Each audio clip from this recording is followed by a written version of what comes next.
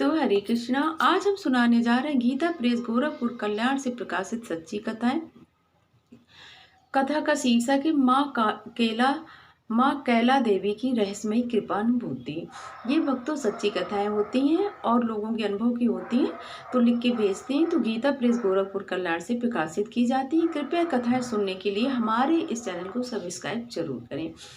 ये बात सन 1990 ईस्वी के अप्रैल के प्रथम सप्ताह की है। चैत्र के नवरात्र चल रहे थे। उस समय मेरी उम्र लगभग 22 वर्ष की थी। एक माह के पुत्र की माँ भी मैं तब तक बन चुकी थी। कैला देवी मेरे पीहर की कुलदेवी है। मैं उस दिन चैत्र की नवरात्रि के सप्तमी का दिन था। मेरी पड़ोस में रहने वाली आगरा के एक परिवार में से मेरी हम उम्र एक महिला ने मुझसे कहा, कीर्ति चलो, कल हम कैला देवी जा रहे, तुम भी हमारे साथ चलो। उन दिनों मैं जयपुर जिले के फुलेरा कस्बे में रहती थी और वहाँ स्थानीय बालिका विद्यालय में अध्यापिका के पद पर कार्यरत थी। मैंने सहज ही उनसे कहा कि भाभी, मैं तो मम्मी के यहाँ जब भी करौली जाती हूँ उस समय मैं कैला देवी होकर आती हूँ, आप जाएं, अभी तो मैं नहीं चल सकती हूँ। ये बात सप्तमी की थी। अगले दिन ही चैत्र माह की दुर्गाष्टमी थी। वह परिवार माँ कैला देवी के दर्शनों के लिए चला गया और मैंने घर पर अपनी सासू माँ के साथ अष्टमी का पूजन कर लिया। नवमी की सुबह से मेरे 4 माह के पुत्र की अचानक बहुत तेज उल्टी दस्त कह होने लगे। मैं और मेरे पति बच्चे को जयपुर में बच्चों के डॉक्टर के यहाँ, जो बहुत बड़े डॉक्टर थे, कहने का मतलब चाइल्ड स्पेशलिस्ट थे, उनको दिखाने ले गए। परंतु नियमित 3 दिन दवा देने के बाद भी बच्चे की हालत में कोई सुधार नहीं हुआ। चौथे दिन बालक की अत्यंत गंभीर अवस्था में पहुंचने पर मैं और मेरे पति दोबारा उसे लेकर जयपुर गए। पता चला जयपुर जाने वाली ट्रेन 5 घंटे लेट है। हम दोनों पति पत्नी बच्चे की पल पल गंभीर अवस्था में जाते हुए देख रहे थे। जयपुर जाने के लिए फुलेरा रेलवे स्टेशन पर हम दोनों पति पत्नी मृत प्राय, मतलब क्या नहीं, मतलब बच्चा बिल्कुल निढाल हो चुका था, मतलब मरणासन जैसी स्थिति में था। गोद में लिए चुपचाप रेलवे स्टेशन के बाहर आकर खड़े हो गए और सोचने लगे कि क्या किया जाए कि अचानक धोती कुर्ता पहने एक लंबा चौड़ा अनजान व्यक्ति, जो वेशभूषा से ग्रामीण प्रतीत हो रहा था, उसने से पीछे आसे आकर मेरे कंधे पर हाथ रखा। मैंने पीछे घूमकर देखा तो मैंने मुझसे बोला कि क्या हुआ बेटा, जयपुर जाना था, गाड़ी तो 5 घंटे देर से आएगी, अब तुम क्या करोगी, तुम्हारा पुत्र तो बिल्कुल मृतप्राय है। मैंने बड़ी कातर दृष्टि से की और देखा जैसे एक बेबस माँ अपनी संतान की रक्षा के लिए याचना कर रही हो। वह व्यक्ति हम दोनों से बोला, आओ मेरे साथ। मैं और मेरे पति सम्मोहित से, जैसे कोई ना पीछे एकदम से हिप्नोटाइज कर लेता है, उसी तरह से उसके पीछे पीछे चले गए और वो गलियों में घुमाते हुआ एक घर में ले गया। वहां जाकर हमने देखा कि उस घर में माँ का दरबार सजा हुआ है और एक संभ्रांत महिला चेहरे पर बड़ी लाल बिंदी लगाए माँ की पूजा करने में तल्लीन थी। ज्यों ही मैंने उस कच्छ की दहलीज के भीतर कदम रखा तो अचानक वह शिकायती लहजे में गरजी और बोली, अब यहाँ क्या लेने आई हो तुम तो जब अपनी माँ के घर जाती तब हमेशा ही कैला देवी के दर्शन करने जाती है, तो अब यहाँ क्या लेने आई हो। इनकी इतना कहते ही मुझे सप्तमी की वह घटना याद आ गई, जो भाभी जी को कैला देवी जाने के लिए मना किया था। उस समय मैंने यही शब्द बोले थे। तुरंत मुझे समझ में आया गया कि माँ ने ही मुझे शिक्षा देने के लिए मेरे पुत्र को इस हालत में पहुंचा दिया। मैंने उस महिला के चरणों में अपने पुत्र को रख दिया उन्होंने और रोती बोली, माँ अब इसे बचा लो। 4 दिन से ये नन्हा बालक ना तो दूध पी रहा है और न दवा पचा पा रहा है, न सो पा रहा है, बस जोर जोर से दिन रात रोए जा रहा है और उल्टी दस्त भी इसको लगातार हो रहे हैं।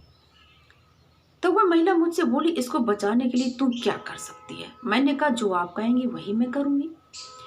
तो उसने मेरे पति से कहा, बाहर जाकर एक नारियल और अगरबत्ती ले आओ। मेरे पति नारियल अगरबत्ती लेने बाहर गए। इतनी देर में उस महिला ने बालक को गोद में उठा लिया। मेरा पुत्र, जो पिछले 4 दिन से बिल्कुल भी नहीं सोया था, उसकी गोद में जाते ही चुप होकर सो गया। मैं कर्तव्य विमूढ़ होकर से झुकाए बैठी रही और वो सोच रही थी। देखो भक्तों, ये सच्ची कथा है। ये जो बातचीत हुई थी कि कैला देवी मैं वहाँ के यहाँ जाती हूँ, सिर्फ उनके पड़ोस की भाभी जी से हुई थी।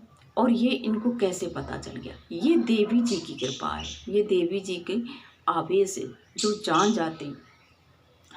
तो बोली मैं बैठी हुई थी, इतने में मेरे पति नारियल अगरबत्ती लेकर के आ गए। तो वो महिला मुझसे बोली ले इसे अपना दूध पिला दे। जो बालक 4 माह की उम्र में 4 दिन से मेरी दूध की तरफ देखकर मुंह फेर लेता था, उस महिला की कहती मेरी गोद में सोते ही दूध पीने लगा। जब बालक ने पेट भर दूध पी लिया और लगभग 40 मिनट के समय में कोई उल्टी दस्त भी नहीं हुआ, तब उस महिला ने मुझे दरबार से उठकर थोड़ी भभूति दी और बोली लो तुम खाओ और बच्चे को जीभ पर रखकर चटा दो, थोड़ा उसके शरीर पर लगा दो और बाकी शाम को उसके शरीर पर लगा देना, और अब घर जाकर आराम से सो जाओ। तुम लोग पिछले 4 दिनों से सोए नहीं हो। वास्तविकता भी यही थी। मतलब ये देवी जी की कृपा से ही उनको सब मालूम हुआ। उनको क्या मालूम कि लोग 4 दिन से नहीं सोए हैं। जब हम फुलेरा से पुत्र को सोता हुआ लेकर घर पहुंचे तो मेरी सासू माँ बालक को चुप देखकर घबरा गई, क्योंकि उस समय बच्चे की हालत ये थी कि बच्चे का बचना मुश्किल था।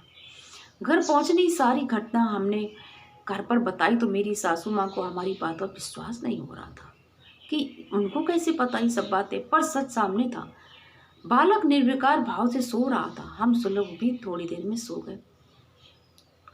दोपहर में मेरे विद्यालय के स्टाफ को पता चला कि मेरा पुत्र रात को बहुत गंभीर हालत में था। तब वो लोग मेरे घर मेरे पुत्र का हाल जानने पहुंचे तो हमें सोता हुआ पाया। तब सब बोले हमने तो सुना कि बालक बहुत गंभीर अवस्था में। मैंने उन्हें सुबह 7 बजे से लेकर अब तक की सारी बातें बताई तो वे सब बोले कि यहाँ इस कस्बे में कोई ऐसी महिला नहीं है, न ऐसा कोई स्थान है। वही माँ का दरबार मुझे मेरे विद्यालय के निकट मिला था। 2 दिन बाद जब मैं विद्यालय गई तो सब मुझे उस स्थान को दिखाने का आग्रह करने लगे कि हम भी चलेंगे, मतलब उन महिला के पास जो इतना जान जाती हैं कि अकेले में आपने यहाँ बात करी वहाँ वो बता रही हैं, हम भी दर्शन करेंगे, क्योंकि समस्याएं तो सबके साथ में होती हैं। तब जब मैं अपने साथ अपने 2 साथियों को लेकर उस बाल स्थान को दिखाने चली तो मुझे वे गलियां मिली, और ना तो मुझे वे गलियां मिली और ना वो घर ही मिला, ना वो महिला एवं ना पुरुष जो हमें यहाँ तक लेकर आया था। लोगों से पूछा तो सब मुझे कहने लगे कि आपने कोई सपना देखा है।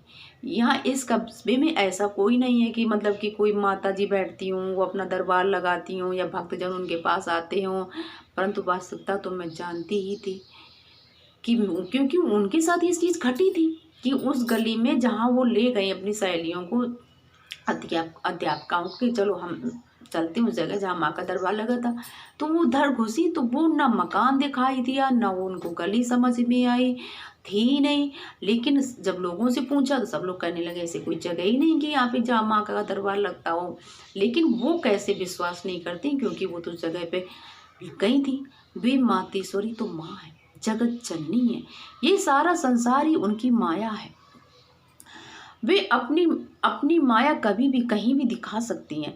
ये माँ का ही चमत्कार है और उनकी कृपा थी कि मेरे से क्रुद्ध होकर मुझे सजा भी दे दी और दया आते ही तुरंत मेरे ऊपर अपनी कृपा की वर्षा भी कर दी।